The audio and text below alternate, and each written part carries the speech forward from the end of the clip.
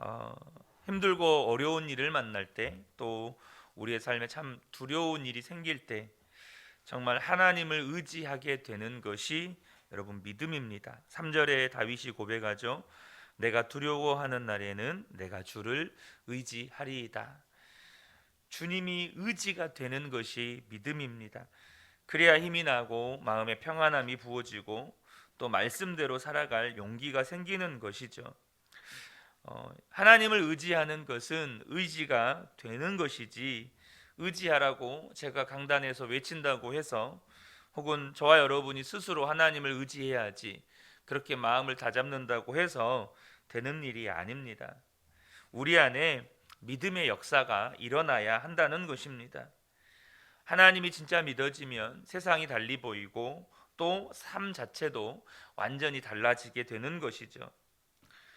중요한 사실은 이 믿음이 하늘에서 벼락 떨어지듯이 한순간에 생기는 것이 아니라는 것입니다. 하나님을 의지하여 말씀에 순종하는 그 한 번이 쌓이고, 하나님을 의지하여 말씀에 순종하는 하루가 쌓이고, 그것이 한 달이 되고 그것이 10년이 되고 20년이 되면 이제는 누가 와서 구술하면서 하나님을 믿지 말라고 해도 여러분 믿어지는 것입니다. 믿음은 근본적으로 하나님의 은혜로 주어지는 것입니다. 하나님은 다윗에게만 그런 믿음을 주시는 분이 아니시고 저와 여러분 모두에게 동일한 은혜를 부어주시고 또한 그러한 믿음을 주기를 원하십니다. 그런데도 사람마다 믿음이 다르죠. 다윗이 받은 은혜가 다르고 우리가 받은 은혜가 달라서일까요? 아니요. 여러분, 우리는 신약의 시대를 살고 있는 사람들입니다. 그래서 다윗이 경험하지 못한 은혜를 우리는 경험한 사람들입니다. 그런데 어떻게 다윗의 믿음과 우리의 믿음이 이렇게 다를 수 있을까요? 왜 사람마다 또 믿음은 그렇게 천차만별일까요? 그것은 모든 순간에 하나님께 반응하는 것이 달랐기 때문입니다. 하나님께 반응하는 것이 달랐기 때문에 하나님이 부어주시는 은혜는 똑같지만 내가 경험하는 은혜가 다르다는 거예요. 분명히 부어주시는 은혜는 똑같아요. 하지만 내 반응이 다르기 때문에 경험하는 은혜가 달라지는 거예요. 어느 목사님 두 분이 비슷한 지역에서 목회를 하시면서 또 비슷한 때에 예배당을 건축하셨습니다. 그런데 또 공사장에서 두 목사님이 비슷하게 다치셔서 입원까지 하셨습니다. 그 중에 한 분 목사님은 그런 일을 겪었는데 너무너무 감사해 하는 것입니다.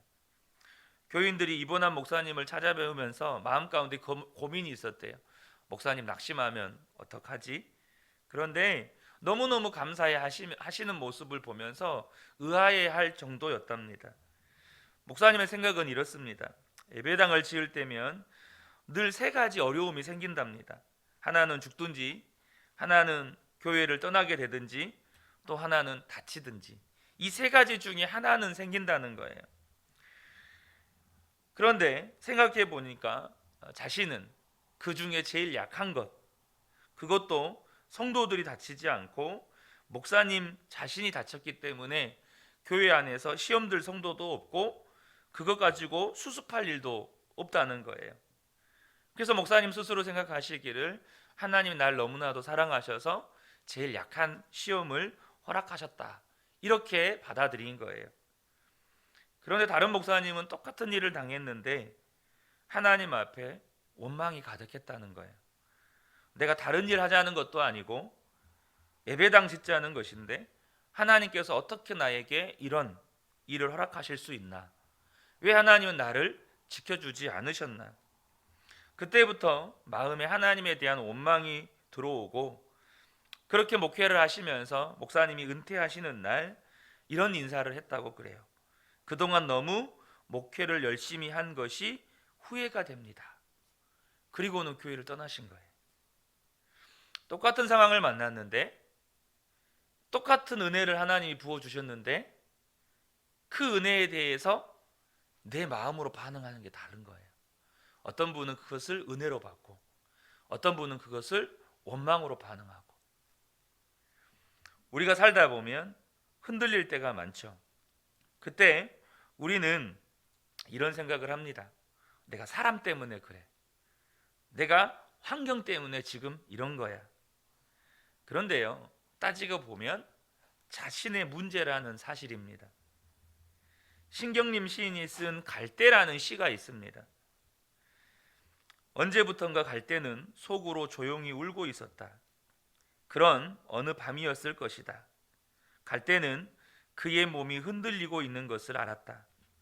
바람도 달빛도 아닌 것, 갈대는 저를 흔드는 것이 제 조용한 울음인 것을 까맣게 몰랐다. 여러분, 우리가 막 흔들리고 혹은 내 안에 원망이 있고 불평이 있는 건 사람 때문이거나 환경 때문이 아니라 내 안에 믿음이 없어서입니다. 내 안에 믿음이 없어서 우리는 그 믿음 없는 것 때문에 내 마음이 이리 요동하고 있는데 그것을 환경 탓, 상황 탓으로 돌리고 있었던 거예요. 많은 사람들이 자기가 흔든다고 혹은 어려운 일 때문에 자기가 흔들리고 무너진다고 생각을 하죠. 여러분, 꼭 아셔야 합니다. 우리 안에 믿음 없음 때문입니다. 스스로의 믿음 없음 때문에 우리가 무너지는 것을 알아야 한다는 겁니다. 내 안에 그러한 상황 가운데도 하나님이 의지가 되면 4절에 다윗과 같은 고백이 나옵니다. 내가 하나님을 의지하고 그 말씀을 찬송하올지라. 내가 하나님을 의지하였은즉 두려워하지 아니하리니 혈육을 가진 사람이 내게 어찌하리이까. 내가 하나님을 의지하는데 상황이 나를 어떻게 하겠습니까? 내가 하나님을 의지하고 있는데 사람이 나를 어떻게 하겠습니까? 여러분, 진짜 하나님이 믿어지면, 그래서 진짜 하나님이 의지가 되면 사람 때문에 내가 정말로 어려움을 당하고 환경 때문에 내가 정말 어려움을 당할 때조차도 여러분, 내 안에서 담대한 고백이 나오는 겁니다. 그런데 우리 안에 있는 고민은 그런 믿음이 안 생기는 걸 어떻게 합니까? 그런 믿음이 안 생기면 어떻게 합니까? 이런 고민이 있지 않습니까? 하나님을 믿는다고 하지만 내게는 그런 믿음이 없는데 그거 어떻게 합니까? 여러분, 그러잖아요. 나는 사실 사람이 나를 해코자 하면 두려운데, 나는 환경이 어려우면 두려운데 어떻게 합니까? 요한 웨슬레 목사님이 그런 믿음이 없어서 목회를 그만두려고 하실 때가 있었습니다.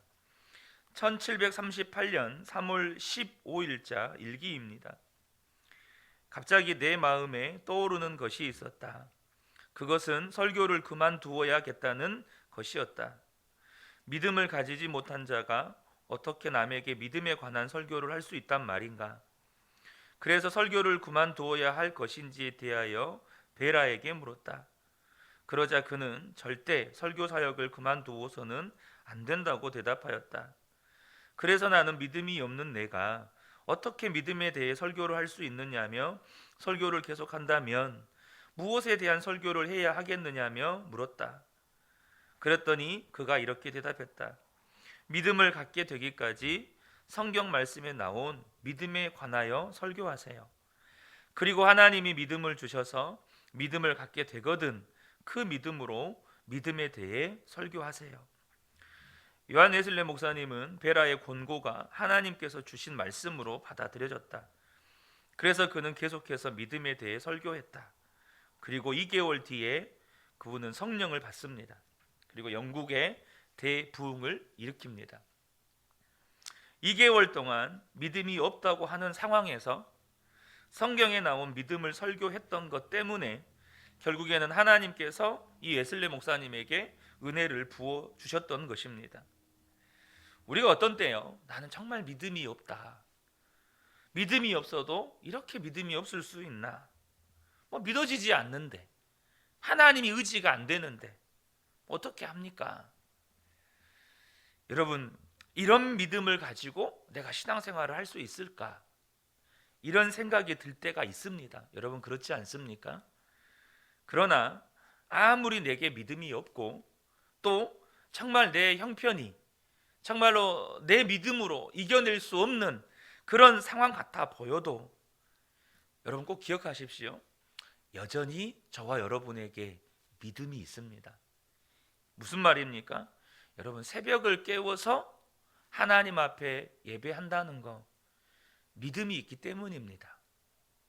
여러분, 어떤 사람들은요, 지금 새벽을 깨워서 예배하는 것을 부러워하는 사람들도 있습니다. 어떻게 새벽 예배를 해? 야, 사람이 어떻게 새벽 예배를 하냐? 여러분, 그런 우리를 부러워하는 사람도 있다는 거예요. 우리에게 믿음이 정말로 형편없는 것 같지만, 정말로 내가 믿음이 없는 것 같지만, 그래도 우리에게 믿음이 있다는 거예요. 다윗과 같이 어떤 상황과 환경에서도 정말로 두려울 수밖에 없는 상황에서조차도 두려워하지 않고 하나님을 의지하게 되는 그런 믿음은 없다 할지라도, 여러분, 내 안에 왜 이렇게 믿음이 없지? 나는 정말로 믿음이 더 자랐으면 좋겠는데 하나님 내게 이것보다 더 큰 믿음 좀 주십시오. 그렇게 자신의 믿음 없음에 대해서 안타까워하고 하나님께 믿음을 갈망하는 그 믿음은 있다는 거예요. 그 믿음을 가지고 주님 앞에 반응해 가는 겁니다. 그 믿음 가지고 반응하는 거예요.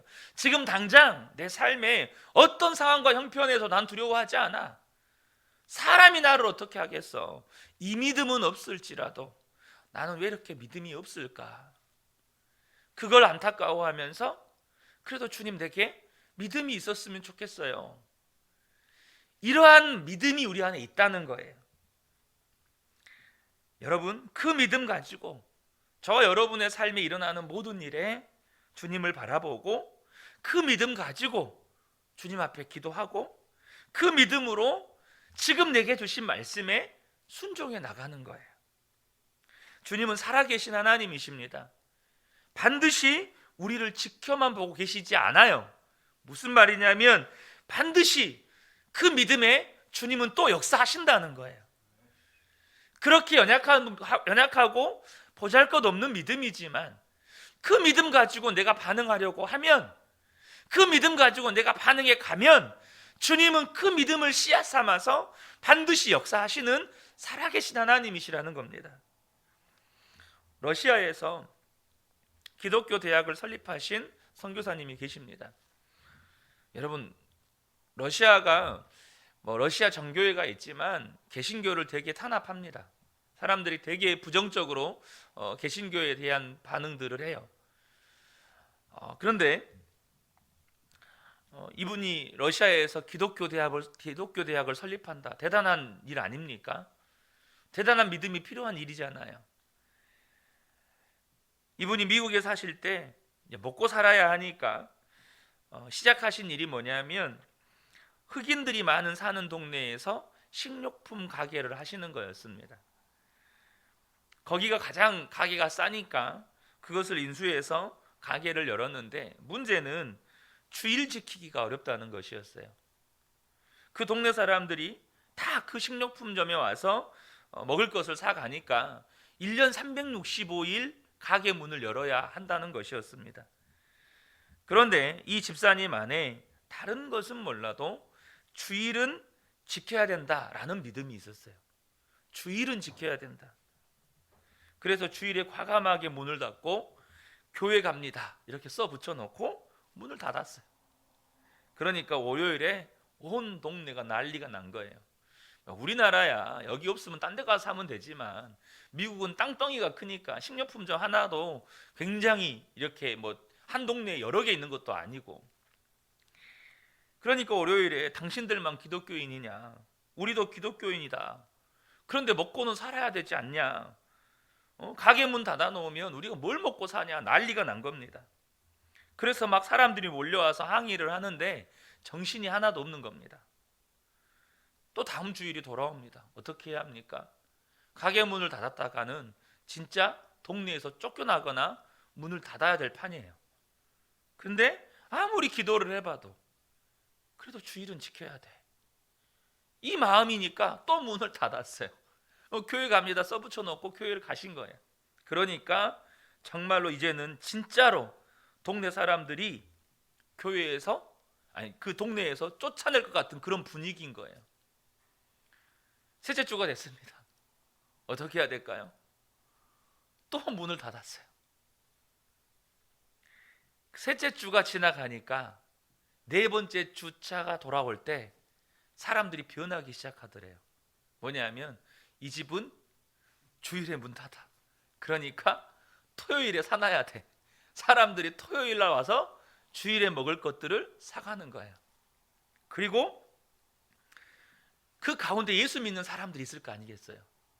그래서 와, 우리 동네에 예수 잘 믿는 사람이 와서 좋다. 나도 당신을 위해서 기도하고 있다. 이런 사람들이 한둘씩 생겨나는 거예요. 그리고 심지어는 매출이 더 오르는 거예요. 여기서 매출이 더 올랐다는 이야기에 집중하시면 안 됩니다. 어쨌든 이분이 그렇게 해서 자녀들 다 키우고 위기도 넘기고, 이전에 가게를 하셨던 분은 1년 365일 가게를 열어야 되니까 하다 지쳐서 못 하신 거예요. 근데 이분은 1년에 52일을 쉬신 거예요. 이제 장사 다 하고 이제 아이들도 다 키우고 나서 우리가 뭐 할까? 우리가 뭐 하고 살까? 이제 애들도 다 키웠는데, 그래서 우리 가게 팔고 선교사로 갑시다 해서 선교사로 가셔서 보는데, 여기에서 정말 필요한 하나님의 일이 뭘까? 그거는 정말로 기독교 리더를 양성하는 기독교 대학이 필요하겠다. 그래서 기독교 대학을 설립한 거예요. 여러분, 식료품 가게 운영하는 것과 기독교 대학을 설립하는 것, 뭐가 더 큰 일처럼 보입니까? 당연하죠. 기독교 대학을 설립하는데 더 많은 어려움이 있겠죠. 근데 중요한 사실은 뭐냐면 그 기독교 대학을 설립하는 믿음이 그 식료품 가게를 운영하면서 주일날 주일을 성수하는 그 믿음에서 시작했다는 거예요. 그분 안에 그래도 주일은 지켜야지, 그래도 내가 주일은 지켜야지, 주일은 하나님을 예배해야지, 이 믿음에서 그 믿음 가지고 반응했더니 하나님께서 그분 안에 더 큰 믿음을 부어주시는 거예요. 사랑하는 성도 여러분, 저와 여러분이 지금 내게 주신 그 믿음을 가지고 내 삶에 주어진 일들 가운데 작지만 하나님의 말씀 붙잡고 믿음으로 반응해 가기 시작하면 하나님께서는 반드시 내 안에 어떤 상황도 하나님을 의지하게 되는 그런 믿음을 키워가 주신다는 거예요. 빌립보서 1장 6절 말씀에 너희 안에 착한 일을 시작하신 이가 그리스도 예수의 날까지 이루실 줄을 우리는 확신하노라. 우리 안에 주신 그 믿음의 씨앗으로 주님은 계속해서 착한 일을 시작하시는데, 저와 여러분이 그 믿음 가지고 반응하면, 그 믿음 가지고 주님 앞에 나아가면 주님은 그 믿음을 반드시 일으키신다는 거예요. 우리 믿음을 키우시고 하나님의 놀라운 일을 주님은 일으키신다는 거죠. 지금 우리가 할 일은 지금 내게 주신 믿음 가지고 주님 바라보는 것, 내게 주신 그 믿음 가지고 주의 말씀에 믿음으로 반응해 가는 것, 바로 이것입니다. 이 새벽에 함께 예배하는 우리 모든 성도님들 가운데 믿음이 있다는 것, 비록 그것이 너무나도 작고 보잘것없는 믿음이지만 그 믿음이 있다는 것을 분명하게 기억하시고 오늘 하루도 그 믿음 가지고 주님 앞에 반응해 가시는 저와 여러분 되시기를 주님의 이름으로 축복합니다. 아멘.